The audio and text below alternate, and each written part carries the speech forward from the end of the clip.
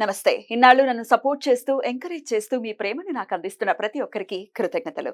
అలాగే ఈ వీడియో కూడా ఖచ్చితంగా మీకు ఉపయోగపడుతుంది. లైక్, షేర్ అండ్ సబ్స్క్రైబ్ చేసి మీ సపోర్ట్‌ని నాకు అందించండి. అలాగే ఈ వీడియో పట్ల మీకున్న అభిప్రాయాన్ని కామెంట్ సెక్షన్‌లో కామెంట్ చేసి తెలియజేయండి.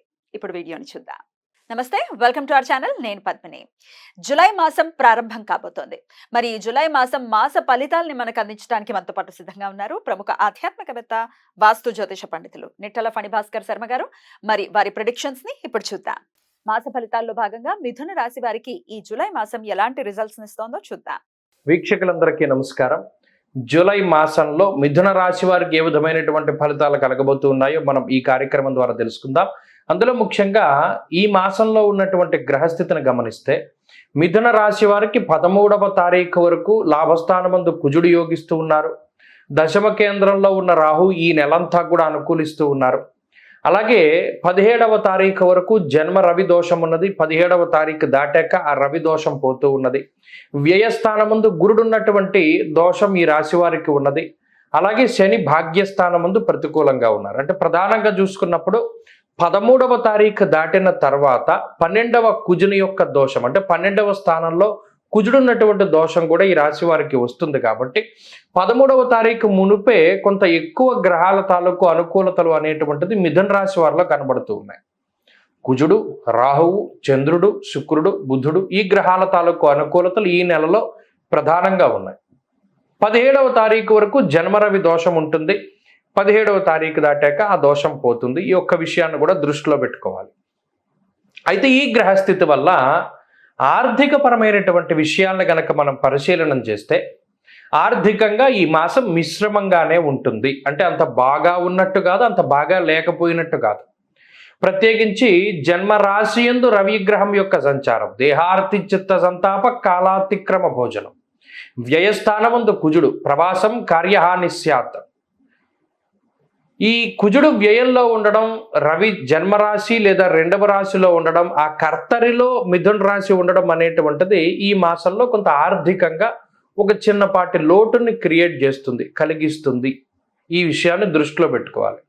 మిథున రాశి వారికి ఇప్పటి వరకు వచ్చేటువంటి డబ్బు చక్కగా మీకు ఉండేటువంటి ఖర్చులకు వినియోగింపబడుతూ ఉన్నది. కటాకటిగా డబ్బు వెళ్ళిపోతూ ఉన్నది. మీకు ₹1,00,000 వస్తే 1,00,000 ఖర్చు కనబడుతూ ఉన్నది. ఈ మాసంలో మాత్రం కొంత ఖర్చు అనేటువంటిది ఎక్కువగా అవ్వడం కానీ, లేదా వచ్చేటువంటి సంపాదన అనేటువంటి తక్కువగా మారడం కానీ, ఇలా ఏదైనా జరగడం వల్ల కొంత లోటు బడ్జెట్ అనేటువంటిది జూలైలో కలుగుతుంది. ఆ ఒక్క విషయం పట్ల జాగ్రత్తగా ఉండాలి. అయితే దాని గురించి ఏం చేయాలండి అంటే, ఒకటి ఖర్చు పెట్టేటప్పుడు 1కి 2 సార్లు ఆలోచన చేయాలి. ఇది మనకు అవసరమా, అవసరం కదా? ఖచ్చితంగా అవసరం అనుకుంటేనే దానికి సంబంధించినటువంటి ఖర్చును మనం పెట్టాలి.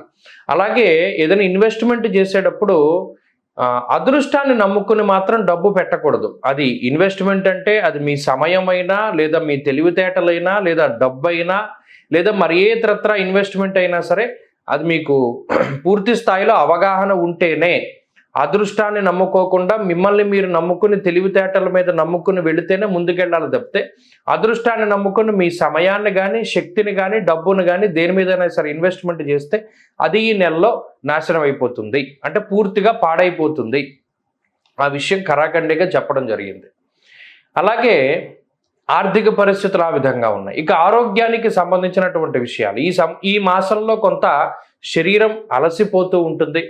కొంత ఎక్కువగా నలుగుతారు ప్రయాణాల పరంగా కానీ, ఆకస్మిక ప్రయాణాలు కానీ, లేదా మీరు కావాలని చేసేటువంటి ప్రయాణాలు కానీ, తీర్థయాత్రల వల్ల కానీ, ఇలా ఏదైనా సరే శరీరం ఎక్కువగా అలసిపోవడము, కాలాన్ని అతిక్రమించి భోజనం చేస్తూ ఉండడము, అలాగే ప్రతి చిన్న పని కూడా మీరే దగ్గరుండి చేయవలసి రావడం లాంటి అంశాల వల్ల కొంత శారీరక శ్రమ అనేటువంటిది ఎక్కువగా ఉంటుంది. దానివల్లే కొద్దిపాటి సమస్యలు వస్తూ ఉంటాయి. కుటుంబపరమైనటువంటి విషయాలు ఈ మాసంలో సాధారణంగా ఉన్నాయి. అనగా వాటి పరంగా అంత ఇబ్బంది ఉండదు, అలానే అంత ప్రయోజనం కూడా మీకేమీ ఉండదు. సామరస్యంగా, సానుకూలంగా అది సాగుతూ ఉంటుంది.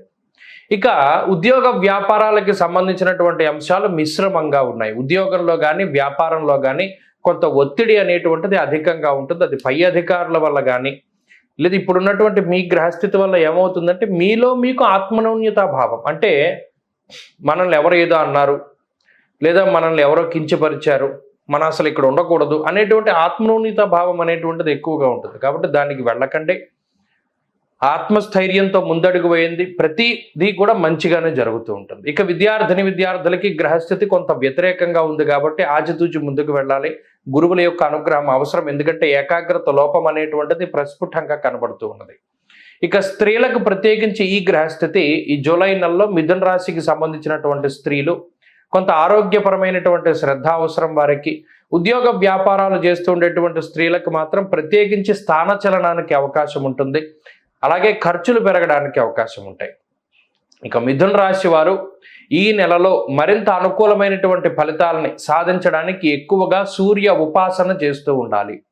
ప్రతిరోజు ఉదయం లేవగానే ఆదిత్య హృదయ స్తోత్ర పారాయణం చెయ్యాలి. ఆదివారం నాడు ప్రత్యేకించి సూర్యోదయానికి ముందే నిద్రలేచి స్నానం చేసుకుని సంధ్యావందనాది కర్మలన్నీ కూడా నిర్వర్తించుకొని సూర్యుడు ఉదయిస్తూ ఉన్నప్పుడే చక్కగా ఆయన ఆ ఉదయ కిరణాలు మీ మీద పడేటట్టుగా నుంచుని ఆదిత్య హృదయాన్ని పూర్తిగా సాంగోపాంగంగా పారాయణ చేసి ఒక రాగి చెంబులో కొన్ని అక్షతలు, పసుపు, కుంకుమ పోసి ఆ రాగి చెంబులో పూర్తిగా నీళ్లను నింపి ఆ నీటిని సూర్యుడికి అభిముఖంగా అర్ఘ్యం కింద వదిలిపెట్టాలి.